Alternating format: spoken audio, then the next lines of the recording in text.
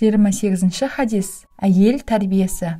Абу Саид әл-Худриден риwayat етілген хадисте әйелдер Хазіреті пайғамбарға Алланың оған игілігімен сәлем болсын. Ей Аллахтың елшісі, бізге еркектер мұрсат бермейді, бізге де бір күн көңіл бөліңіз деді. Хазіреті пайғамбар Алланың оған игілігімен сәлем болсын. Оларға арнайы бір күн белгіледі.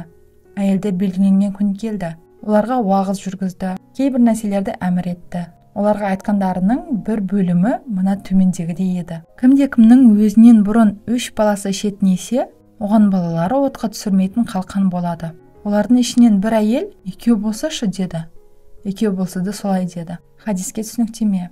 Әйел кісі балалардың ең тамаша тәрбиешісі. Сондықтан балаларды жақсылап тәрбиелеу үшін әуелі әйел кісінің өзі тәрбиелі, көрегенді болуы тиіс. Бала тәрбиесінде әсіресе оның сәби кезіндегі шағы өте маңызды рөл ойнайды. Ол өз бойында жоқ қасиеттерді баласының бойына беруі де болады.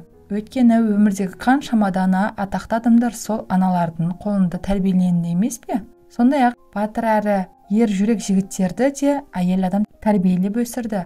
Көрегенді ибалы әйел күйеуінің де көңілін табады, оған қолғабыс көрсетеді. Хазіреті пайғамбар Алланың оған игілігімен сәлем болсын, Хадиша жайында былай деген: Аллахтың атымен ант етемін, Аллах тағала маған Хадишадан хайырлы әйел бермеген. Адамдар маған сенбегенде ол сенді. Барлық адам мені жалғаншы дегенде ол мені растады. Адамдар маған қарсы шыққанда ол мені жақтады, маған жәрдемші болды.